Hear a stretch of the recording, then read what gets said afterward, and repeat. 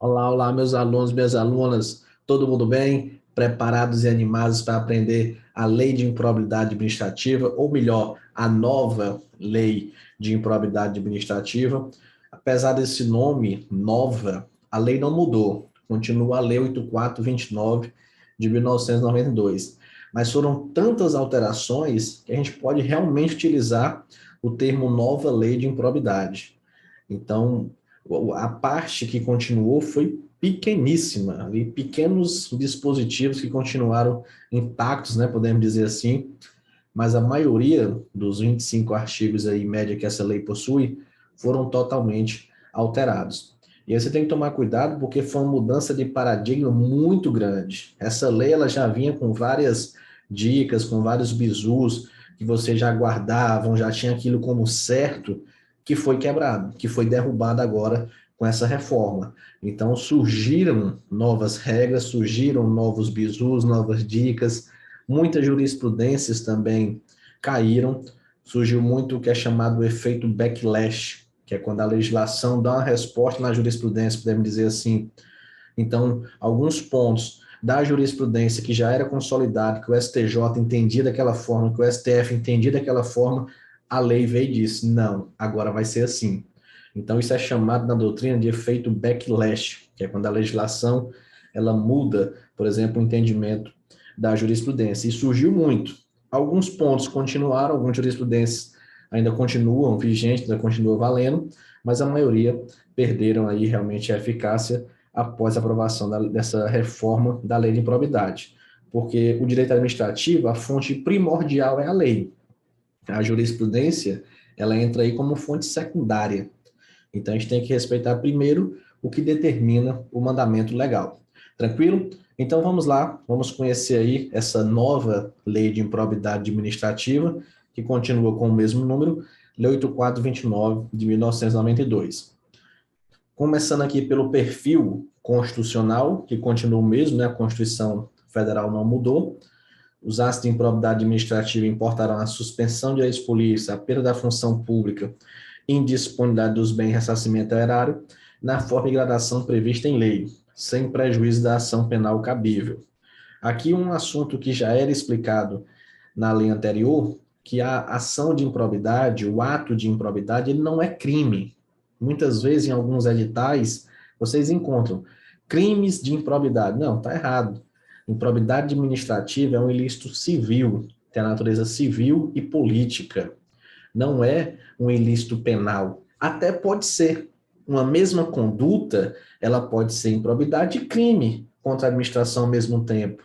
Vocês podem perceber que, às vezes, são bem semelhantes. Você vai estudar crimes contra a administração, você, opa, já estudei isso, eu já vi isso aqui. É porque algumas condutas também estão tipificadas aqui na lei de improbidade. Mas o ato em si de improbidade, ele não é um ilícito penal. Ele é um ilícito de natureza civil e política, como eu destaquei aqui para vocês. Isso pode também ser destacado na própria Constituição, quando a Constituição diz isso, ó, os atos de improbidade importarão suspensão, perda da função, sem prejuízo da ação penal cabível. Então, os atos de improbidade vão importar uma ação e ainda pode ter outra ação penal cabível. Então, a própria Constituição está dizendo, não, não é ação penal, porque ele fala que pode ter uma ação penal, né? Então, daí a gente já identifica, e a doutrina classifica, junto com a jurisprudência, que o ato de improbidade é um ilícito de natureza civil e política. Aqui o artigo 1º, modificado, mas sem nenhum problema aqui com ele, basicamente ele vai falar que o sistema de responsabilização por ato de improbidade tutelará a probidade na organização do Estado e no exercício de suas funções como forma de assegurar a integridade do patrimônio público e social nos termos dessa lei. Só que agora surge essas três palavrinhas aí: administração pública do medo, apagão das canetas e paralisia decisória. O professor nunca tinha visualizado isso. Pois é, não surgiu com a lei de improbidade, mas vai ter ênfase em provas de concurso com a lei de improbidade. Então, aqui você já está iniciando seus estudos antes mesmo de cair em prova. Pode ter certeza que isso aqui vai estar nas próximas provas de direito administrativo. Quando cair, você já sabe. Porque depois que cair, é aquela história. Todo mundo passa a explicar. Mas a gente tem que estudar aqueles assuntos que também têm probabilidade de cair. Não é estudar só com o que já caiu, não, mas o que pode cair também, né? Isso daqui, como eu falei, não surgiu com a lei de improbidade, mas teve muita ênfase com essa lei de improbidade. Por quê? O que significa a administração pública do medo, ou direito administrativo do medo? É quando os gestores, por exemplo, um prefeito, um governador, uma pessoa administrador de uma sociedade de economia mista, de uma autarquia, ele não toma uma decisão com medo do Tribunal de Contas, com medo da lei de improbidade. Então ele prefere fazer o quê? Prefere não fazer nada. Um exemplo muito claro na pandemia, Covid-19, coronavírus, que muitos prefeitos, governadores, eles preferiam não fazer nada. Por quê? Porque eles tinham medo de fazer um decreto, daquele decreto ali gerar alguma responsabilidade para ele. Então, por isso que é chamado apagão das canetas. Por quê? Porque quem tem o poder da caneta sumia, não tomava uma decisão. E aí também é chamado paralisia decisória, né? Parando aí, né, a paralisia das decisões. Então, o controle, ele tem que existir o controle interno, tem que existir o controle externo. E outra coisa, isso aqui não é opinião pessoal, não é opinião política, é uma opinião jurídica. Então, cuidado, porque essa lei foi muito criticada, mas a gente está analisando a parte jurídica da lei. Então, o que se buscou com essa lei? Sendo ela boa, sendo ela ruim, sendo ela criticada ou não? Nosso estudo aqui é para concurso público. Foi o seguinte, foi tentar dar-se uma maior segurança jurídica para o agente público, para o administrador, para ele não ter esse medo, para ele poder agir. Porque antes ele tinha um medo. Se eu fizer alguma coisa, eu posso ser responsabilizado por improbidade administrativa. Então, não vou fazer nada. Vou apagar aqui, o apagão das canetas, né? Pode aparecer na prova, administração do medo, que é isso. O que significa, então? É quando os gestores eles deixam de tomar decisão com medo de punição. Basicamente, é isso. E um dos principais tópicos que representa isso daqui, que representa que a lei de probidade veio tentar acabar com isso, né? Acabar com esse apagão das canetas, dizer, bora, toma a sua decisão, faça alguma coisa, tenha medo não. Foi que agora todos os atos de improbidade só são punidos na forma dolosa. Não existe mais improbidade administrativa na forma culposa.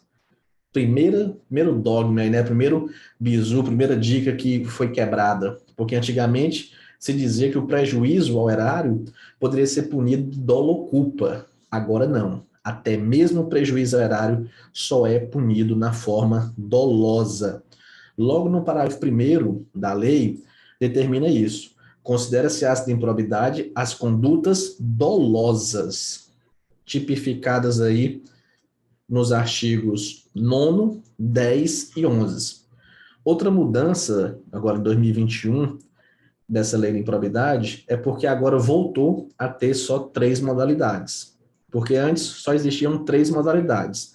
Aí passou para 4, em 2016, e agora voltou para 3, que é o enriquecimento ilícito, prejuízos ao erário e atentado aos princípios, as 3 principais.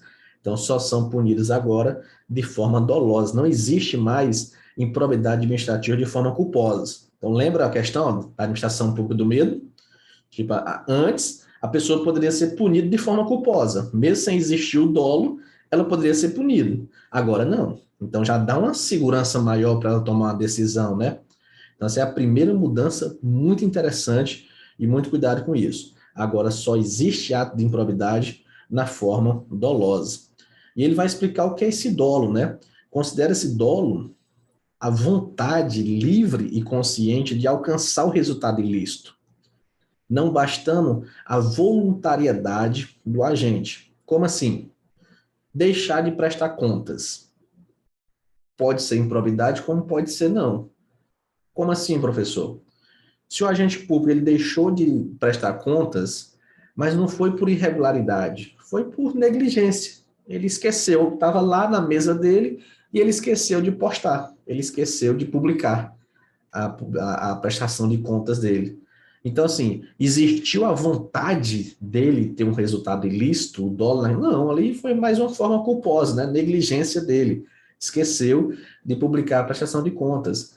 Então, ali não é improbidade administrativa. Improbidade é quando ele deixa de prestar contas ou presta contas falsa para encobrir algum erro dele, algum ilícito. Aí sim, aí vai existir a vontade livre e consciente de alcançar um resultado ilícito. E aqui também um tópico bem interessante, porque antes a jurisprudência dizia que, principalmente aqui, nas condutas do artigo 11, bastava que existisse o dolo genérico.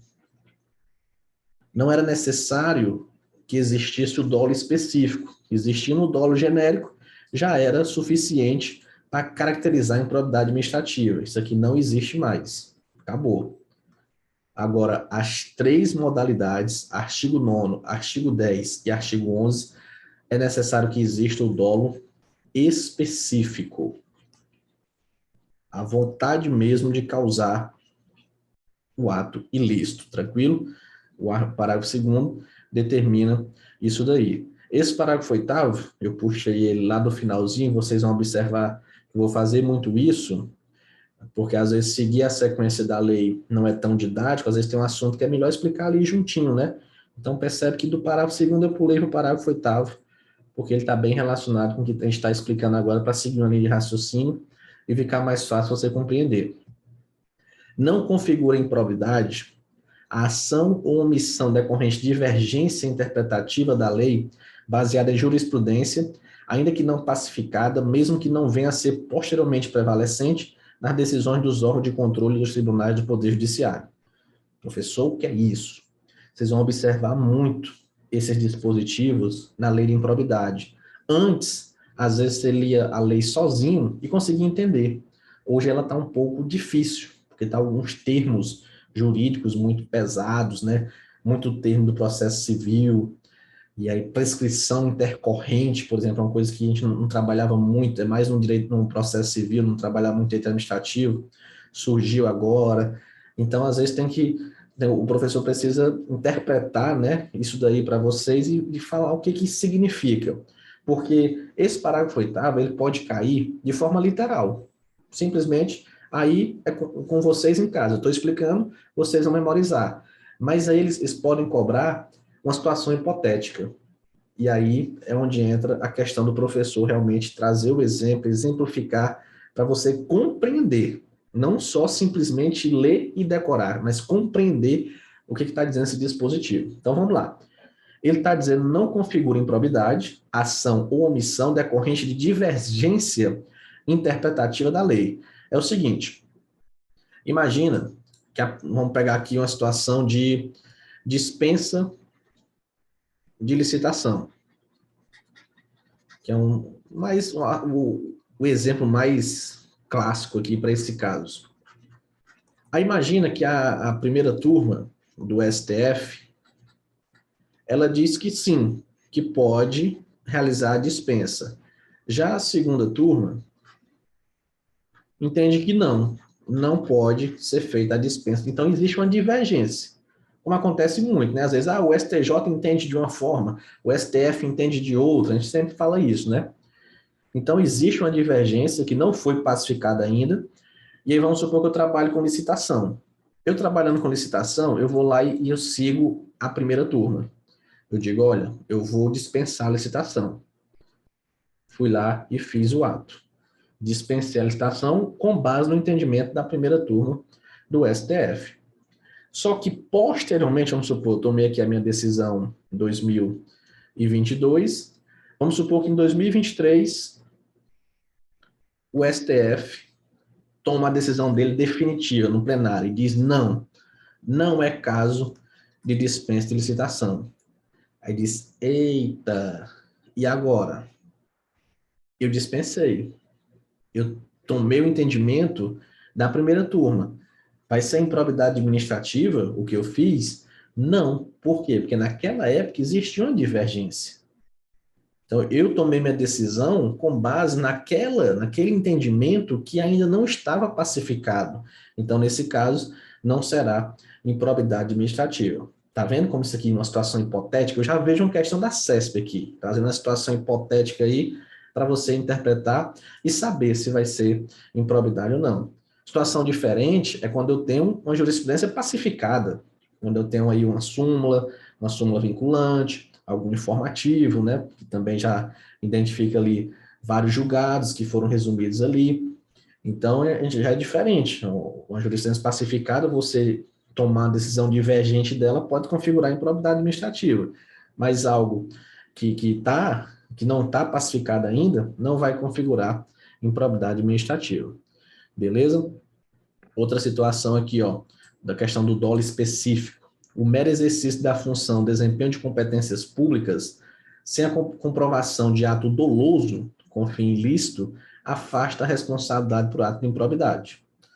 Então, tem que existir esse ato doloso com fim ilícito. O mero exercício da função desempenho de competências públicas, se não tiver a comprovação do ato doloso com fim ilícito, não vai ser improbidade. Pode até ser outra coisa, né? Pode até responder um processo administrativo, mas improbidade administrativa não vai ser.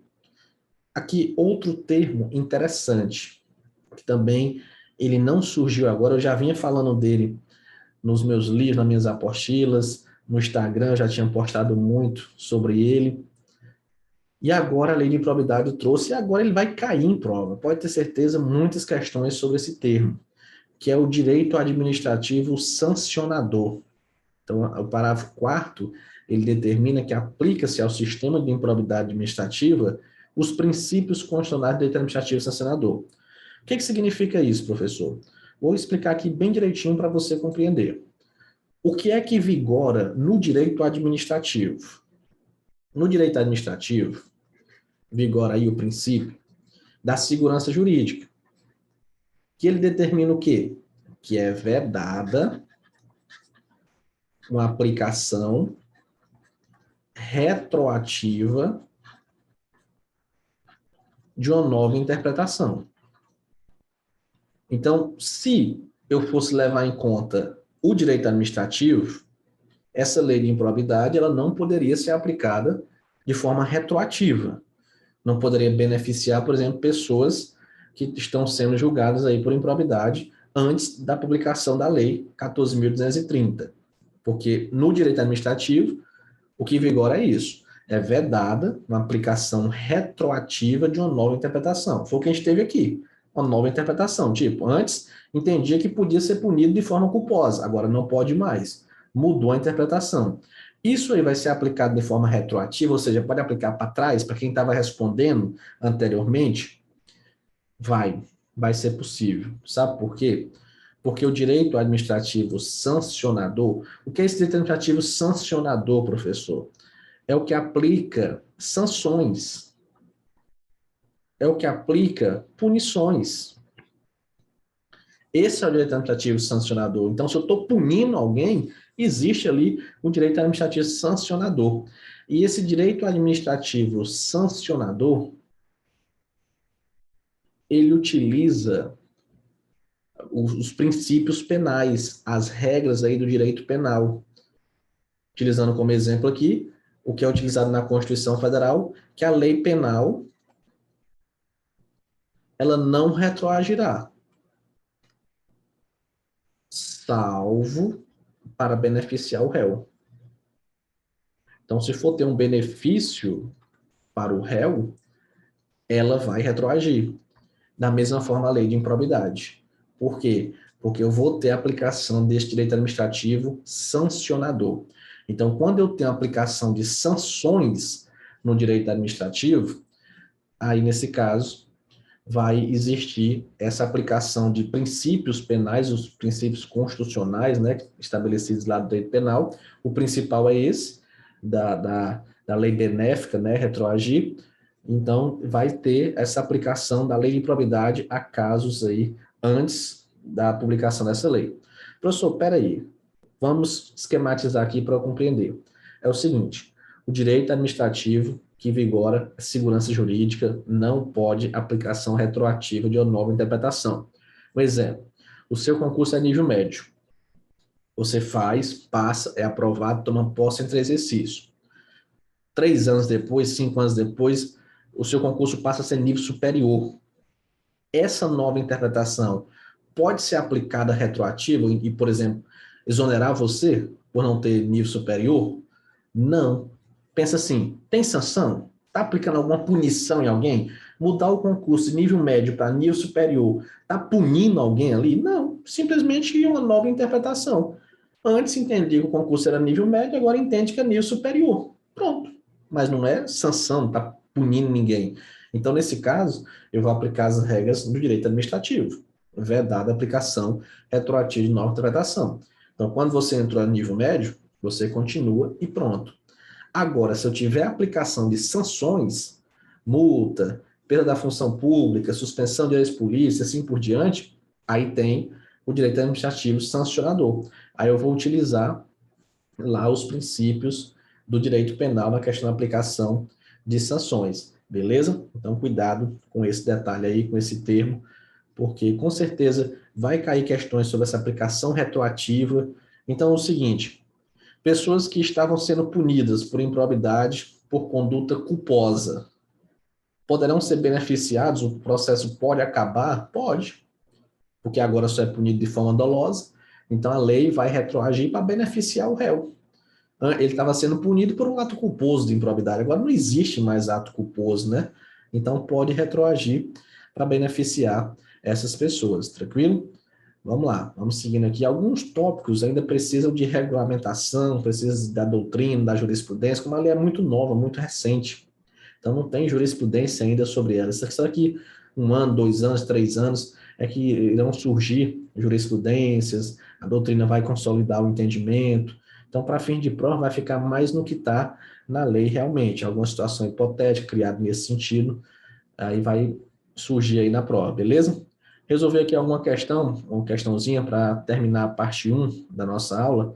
Diz o seguinte: considera-se ato de improbidade administrativa as condutas dolosas, tipificadas nos artigos 9º, enriquecimento ilícito, e 11, atentado aos princípios, assim como na hipótese do artigo 10, prejuízo ao erário, podemos ter ato de improbidade culposos ou dolosos. Está errado aí, né? Eu falei, não existe mais ato de improbidade na forma culposa, agora só existe ato de improbidade na forma dolosa. E já terminamos a primeira parte da nossa aula. Você já observa aí a quantidade de mudanças, né? Nem iniciamos ainda bem mesmo a lei, nem saímos do artigo 1º da lei, mas você já percebe muitas mudanças e termos novos aí surgindo para as provas de concurso. Beleza? Aguardo vocês aí na parte 2. Um forte abraço e bons estudos.